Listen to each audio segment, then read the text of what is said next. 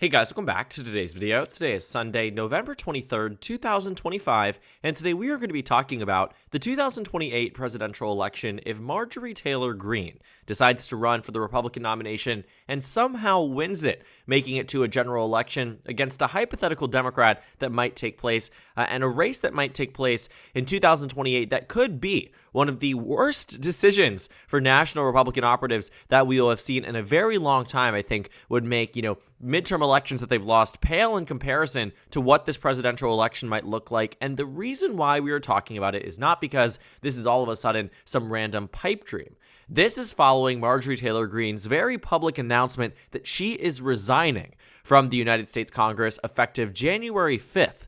And it seems as if allies of hers have talked to her extensively about a potential bid for president of the United States. Now, when Marjorie Taylor Greene made the announcement earlier on this year that she would not run for Senate, it was immediately clear, at least to us, on the election analysis side of things, as to why she would intend to not run for Senate. She's unpopular statewide, she's not someone who's an overperformer, and if she was to challenge Jon Ossoff, chances are she could lose by potentially up to double digits. But it didn't seem that Marjorie Taylor Greene really understood that was the reason she could not run for Senate. In her statement, she very publicly said that she would have beaten Jon Ossoff, easily, in fact, and that she willingly chose to back down because that was the request of the President of the United States. Nothing further than that. She said, "I would win, but I simply will not run." And Marjorie Taylor Greene, after making this announcement, it called into question, even in the days leading up, why is Marjorie Taylor Greene defecting from Donald Trump and the party that has largely been in line with him, right? She has followed him to every point. She has backed him up on every single thing, truth or not, and has found herself at the side of Donald Trump in the state of Georgia and as a national figure that Donald Trump seemingly adored until recently. And it seemed as if Marjorie Taylor Greene maybe was reading the writing on the wall, that this post-Trump era was going to come sooner rather than later, especially given that the President of the United States, in his approval rating today, has hit a record low, being down 17 points on the national average, with an approval rating below 40% for the first time in this second term. And it seems as if, with the Epstein files and her conflicts on domestic immigration policy and foreign policy, she has found herself at odds with the president on more things than she probably expected, being in her third term in Congress in Washington, D.C. And so it is very possible that she is looking to a future that extends beyond her relationship with the president who will leave office in about 3 years' time. And so now that we see that she's resigning from Congress, it really did ask this question: is she seeking a higher office? Why cause all this national attention? Why not decide to leave, at the end of your term? Why even jeopardize the already narrow GOP majority that would need to be filled by a special election that inevitably will be, not competitive for the Democrats, but a bloodbath on the Republican side when it comes down to the 20-plus candidates that will probably rush into this seat, and many of them who I think will be vying for the approval and the endorsement of Donald Trump and potentially Marjorie Taylor Greene. But it is that question. Is she indeed considering a run for president? Now that Time Magazine has reported on it, it sort of corroborates some of the argumentation we saw from Notice back in November. Marjorie Taylor Greene was reportedly telling some of her allies and closest confidants that she is considering a run for the nation's highest office. And it wasn't until this article came out yesterday that made me really think, all right, should we explore this as an option? It is very rare that I do these hypotheticals without mainstream candidates. I mean, we've talked about people like Governor Shapiro, Governor Whitmer, Governor Moore, right? But when it comes down to Marjorie Taylor Greene, as Congresswoman from Georgia's 14th district, she never really has come up as someone who adamantly, I believe, would even make it past 5% in a GOP primary. But for the sake of this being, our present day news cycle and a conversation point that I think many people are actually having, let's talk about what this actually looks like. Now, on your screen right now is a completely blank electoral map. And what I want to tell you from the very beginning of this is that Marjorie Taylor Greene will not be president of the United States. When you take a look at her track record in Georgia's 14th district, I think this is one that you might find quite interesting in terms of her actual electoral performance. Marjorie Taylor Greene won Georgia's 14th district by a margin of 28.7%. In the last presidential election, Donald Trump defeated Kamala Harris in this district here by roughly, let's see here, 37%. A much more substantial victory, 68-31, and one that undoubtedly showed that the Republican support for president was significantly higher than Marjorie Taylor's support for House. And you might be thinking, okay, is this a pattern? Is this just a one-off election where, Democrats suddenly locked in on the House race but forgot about the presidential? And the good news is we actually have all of the data of every time she has run for House, 2020, 2022, and 2024.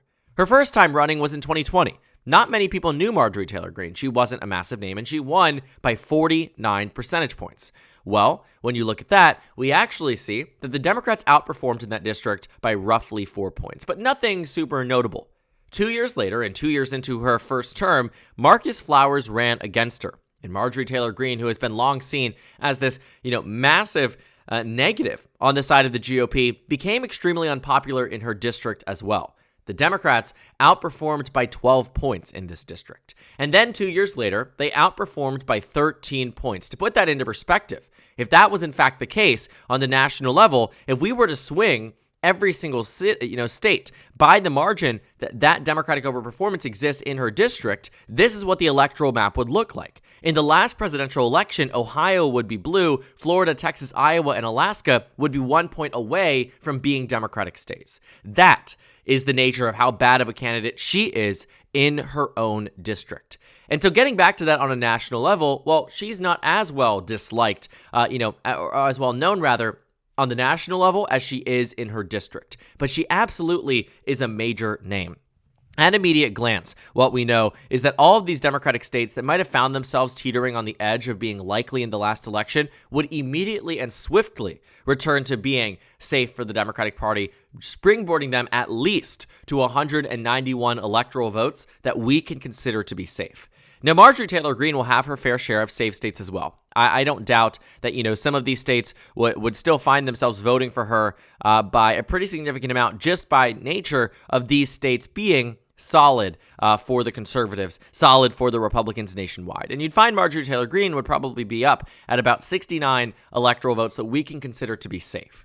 Now, she is saved by a lot of these states that we would consider to be likely. States like Kansas, Missouri, Indiana, Mississippi, South Carolina would ring in as states that she probably would still end up winning, but certainly not by the point that Donald Trump did in the last presidential. This is not a similar, one-to-one case. A lot of people like to draw that distinction. She is far more extreme than Donald Trump, and voters know it. That's why even in her own district that is conservative through and through is backing the president by 38 and backing her by 28. Right? There's a reason why Democrats are overperforming by 13 points in back-to-back elections, not because the Democrats are running, A-tier candidates, which they're not bad candidates, but they're certainly not ones that, you would expect to win this district. It's so conservative, but the inroads they are making are absolutely quite substantial, right? And it shows at least that the resistance to Marjorie Taylor Greene is, notable enough that it can be seen on a data perspective.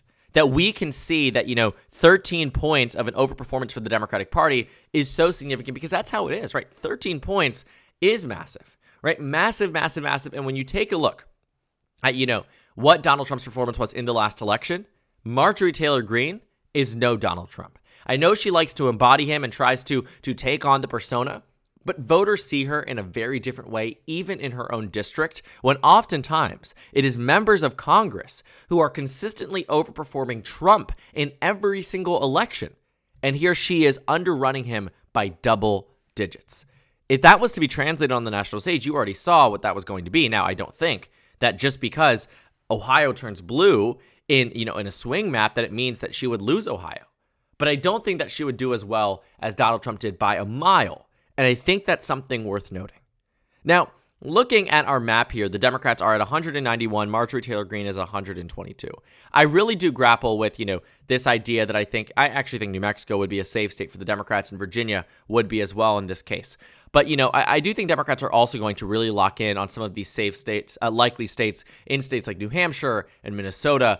These are states that are going to be pretty easily to see, all right, how does the Democrats get to this point? I also think Marjorie Taylor Greene is extreme enough that Pennsylvania, Michigan, and Wisconsin, who have faced their own Marjorie Taylor Greenes in their lifetimes in recent elections, right? When you take a look at the governor races in 22, Pennsylvania and Michigan both had it. Tudor Dixon, Trump endorsed, came into a race after 5 Republicans were disqualified for, supposedly forging signatures as ruled by the Board of Elections. Interesting race. You should look at that one. In Pennsylvania, Doug Mastriano, very much like Marjorie Taylor Greene, lost the state by 15 points. In Minnesota, didn't really see it. Scott Jensen running against Tim Walz. Okay, that was a pretty normal race. Tim Michels was Trump endorsed, not extreme, but unpopular. Lost by 3.5 points statewide. So when you see it, Wisconsin, Michigan, and Pennsylvania at baseline, though, the Democrats are probably winning those states by a margin that I'd argue, 5 to 6 points, maybe even more, right? But Marjorie Taylor Greene, I think, doesn't collapse entirely outside of her own home state. I think Georgia would end up voting for Democrats by about 5 to 6 points as well. And I know that seems quite surprising, but I want you to actually look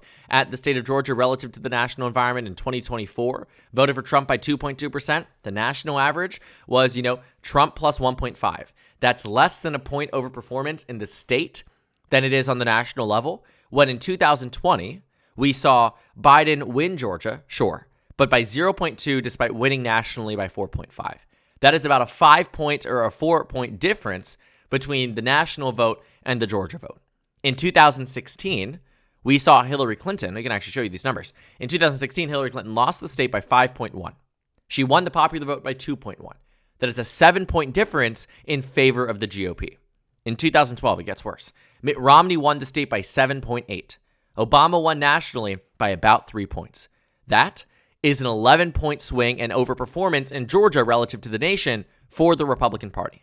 And so every election since then, including in 2024, Georgia is a state that has not trended in the direction that Republicans would have hoped. And looking at the fact that she underperforms in her own district by 12 points relative to expectations and 10 points relative to Donald Trump, who in Georgia performed worse in this state than he did in 2016.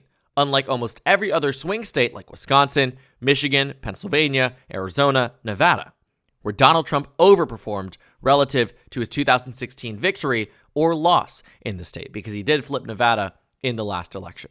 And so thinking back about that, Georgia, I do think, pretty adamantly, would be a state that Democrats would easily be able to rely on. Now, on the Republican side, they still win some of these states. I think they still win Iowa, and I still think they win Ohio. I think that these are states that would be incredibly tough to crack and ones that are not going to be, on that edge just yet. And maybe that will come. And Marjorie Taylor Greene, I think, is a record low candidate. But even record low candidates are able to win states that even at the time, it's quite fascinating to see that they are able to hold them through, right? When you take a look at 2008, for instance, you might think, okay, well, if Biden won Georgia and Arizona, it's certainly reasonable that Obama in his 2008 landslide would have been able to do those states. But the answer was no.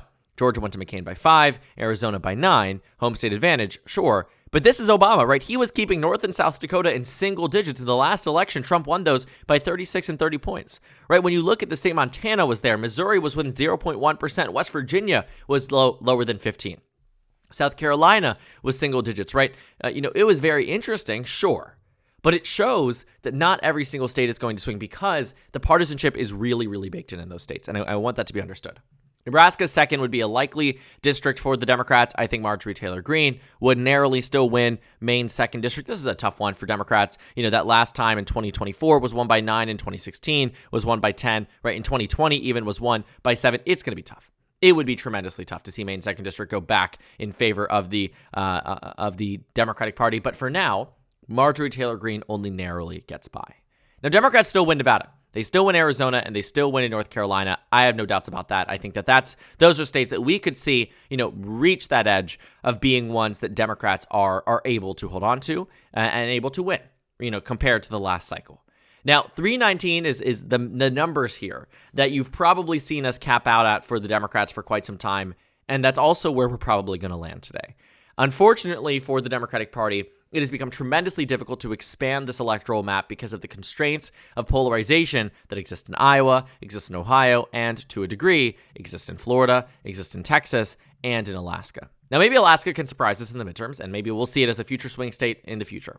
Duh, right? Said it twice. But I don't know about Texas, and I don't know about Florida in the immediate. Maybe Texas will too, right? If it's Ken Paxton and James Tellerico wins by 0.3, well then okay. Yeah, Texas is on the radar in 2028, especially against Marjorie Taylor Greene.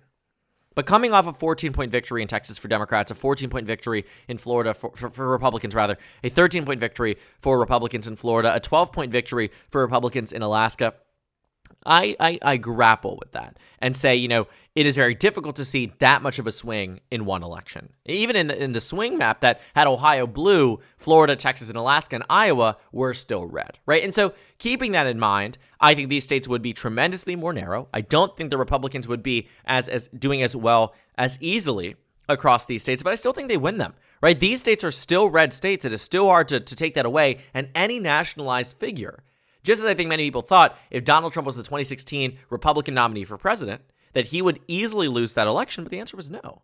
No, that wasn't going to be the case. And obviously that was standard convention. I didn't have a channel at the time, but I will say this, right? The expectations then were that Hillary Clinton would do so well because Donald Trump was remarkably bad. I think Marjorie Taylor Greene is far worse than Trump, but I don't think she's at the point where you would see losses like what Democrats suffered in 1988 or what Democrats suffered, or Republicans suffered rather, in 2008. And I think that's an important distinction to note that, Marjorie Taylor Greene historically has been and historically will be a very weak candidate in and out of Congress and a very bad and negative name on the national level. But I don't know necessarily if it means that she loses every single state that Democrats would even try to fight for just by nature of being that bad as a candidate. Because American politics is very different than where it was 10 years ago, right? And I think that in an election like 2008, sure, run Marjorie Taylor Greene, you would have seen this map. I mean, take a look at this one. If you want to see some real damage for the GOP, all you have to do is shift this national by the same margin that we did nationally to show you just how bad of an underperformer that Marjorie Taylor Greene was in her own district. Apply that to the 2008 map, and again, different era of politics, but look at this. You would have had Texas blue, Florida would be safe, right? And when you look at it, this map is insanity. You would have had West Virginia on the cusp of flipping, Mississippi on the cusp of flipping. Democrats would have been at 453 electoral votes under that circumstance. So yeah, Republicans would actually fare far better with Marjorie Taylor Greene today than they would at any other period of time in recent American political memory. But that still doesn't mean that she would do well, right? She would fare better by nature of these hyper-partisan times. But even then, this would be a record loss for the Republican Party and the most substantial since Barack Obama defeated Mitt Romney. And so 319 to 219 is probably the map you're looking at, but the margins here would also suggest Democrats are winning back the Senate, that they win that Senate race in Wisconsin. They win that Senate race in North Carolina. They're able to get over that hurdle and reach that majority because that's what it suggests. Marjorie Taylor Greene underperforming significantly for the Republican Party and Democrats, likely pulling ahead, and it probably does call into question, should Marjorie Taylor Greene run for president, even if she is considering it? Because at the end of the day, it looks like she can only do more harm than good for the party that has given her everything as she leaves Congress in January and likely seeks further ambitions beyond the halls of Congress. So thank you guys so much for watching this video. Make sure to comment down suggestions below. Subscribe on the left if you haven't already, and check out the Instagram and Twitter. At the bottom left of the screen, there's also a Discord server for you to go ahead and join. On the screen, there's a video for you to watch, and then a playlist for my 2028 presidential election analysis videos. Again, thank you guys so much for watching, and I will see you all later today.